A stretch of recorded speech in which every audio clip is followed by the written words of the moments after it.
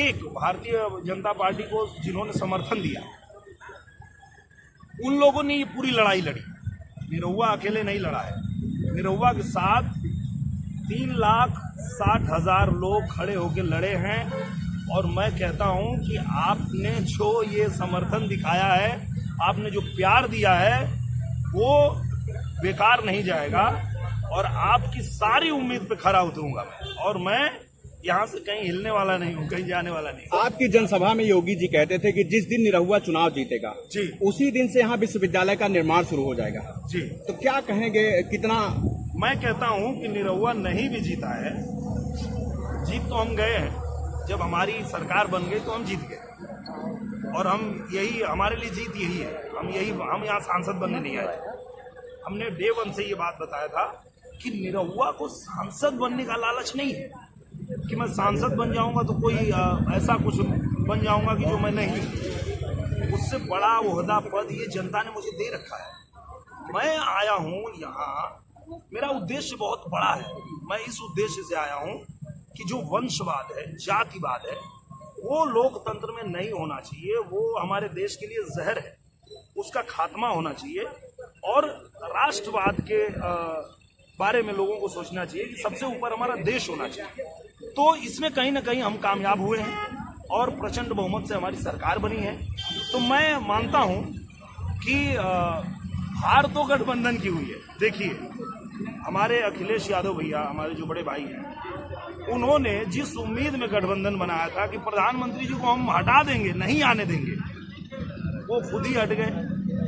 आज वो अपनी पूरी ताकत झोंक दिए आजमगढ़ में, अपनी सीट बचाने में। घर की सारी सीटें चली गई उनकी।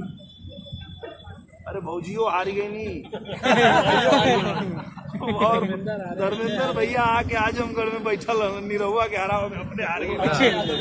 अक्षय यादव जी हार गए और शिवपाल चाचा हार गए। तो ये सब लोग मिल करके आए थे निरहुआ को हराने में, अपना पूरा परिवार का सीट गंवा बैठे। तो ये जीत है हमारी कि आप जो है जिस उद्देश्य से गठबंधन बनाए थे उसमें आप फेल हो गए, तो आप हार गए। और हमारी प्रचंड बहुमत में सरकार बनी है तो हम जीत गए। सर, क्या है आरोप है कि भाजपा के जिला अध्यक्ष और कुछ कार्यकर्ता मिलकर ही निरहुआ को चुनाव हरा दिए? नहीं, ये बात नहीं है। ये बात बिल्कुल निराधार है। मैं ये मानता हूँ कि हमारी पार्टी के जितने लोग थे, जितने पदाधिकारी थे, नेतागण थे, सबने अपने अपने स्तर से पूरी मेहनत किया है। नहीं तो पहली बार कोई चुनाव लड़ने आए।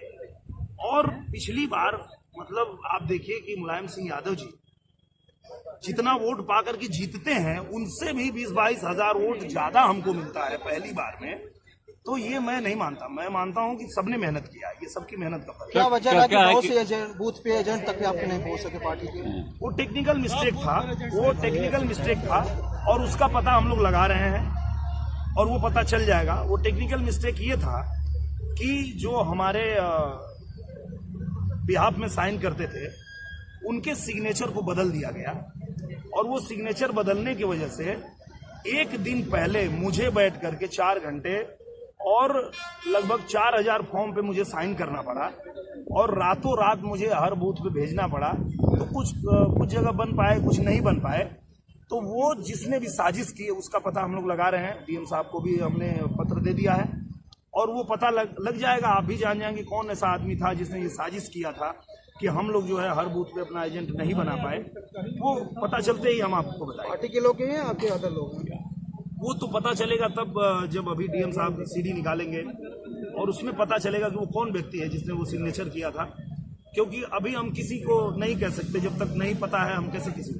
सर, चलिए प्रधानमंत्री जी से विकास के लिए कितना चर्चा करेंगे? देखिए क्या है, मैंने पहले भी कहा था जब प्रधानमंत्री जी आए थे तब भी उनसे मैंने निवेदन किया था आजमगढ़ के लिए। आगे भी सिर्फ प्रधानमंत्री जी नहीं, मैं आपको बताता हूं, मैं आजमगढ़ छोटा मोटा उद्देश्य लेके नहीं आया। आजमगढ़ में आप देखेंगे कि मेरा कोई भी भाई, मेरा कोई भी दोस्त, कोई भी मेरा मित्र कहीं भी मंत्री बना होगा। मैं आपको बताता हूं, मैंने यहाँ चुनाव लड़ने के बाद घूम घूम के पूरे देश में जहां मुझे भेजा पार्टी ने, मैंने बहुत लोगों का प्रचार किया और मेरे सभी साथी जीते हैं। तो वो जहां मंत्री बनेंगे उनसे काम लेके आजमगढ़ में आऊंगा कि आपको हमारे आजमगढ़ के लिए भी करना है। प्रधानमंत्री जी भी करेंगे, मुख्यमंत्री जी भी करेंगे, और जितने भी मंत्री बनेंगे वो सब करेंगे आजमगढ़ के लिए। ये मैं आपसे बता आपके भी समर्थक क्या है? मांग करते हैं कि आप मंत्री बनेंगे, तो क्या लगता है? मैं देखिए, मैं किसी पहले ही बता दिया, मैं कोई न मंत्री बनने आया था, न मैं यहाँ कोई सांसद बनने आया था। एक छोटा सा उद्देश्य ये था मेरा कि मुझे लगता है कि प्रधानमंत्री जी फिर से प्रधानमंत्री बने, और जो लोग विरोध कर रहे हैं उनको मैं ये बताने आया हूँ कि मैं आपके विरोध में हूँ। अगर आप इस तरह का, और मेरे करोड़ों जो फैन हैं उसमें से अगर एक के भी दिल में मैं ये बात पहुंचा पाऊंगा कि प्रधानमंत्री जी फिर से प्रधानमंत्री बने, इसके लिए आप काम कीजिए, और लोगों ने किया भी। यहाँ आजमगढ़ में बात आ गई अखिलेश भैया की, तो उनको बचाना जरूरी समझा, और ठीक भी था, उनको बचाया जाना भी चाहिए था, उनको बचाया गया। पर बाकी जगहों पे आप देखेंगे तो लोगों ने धुआंधार जो है जिताया है, और इसलिए प्रचंड बहुमत में हम आए हैं। जाम लगा एम्बुलेंस। धन्यवाद।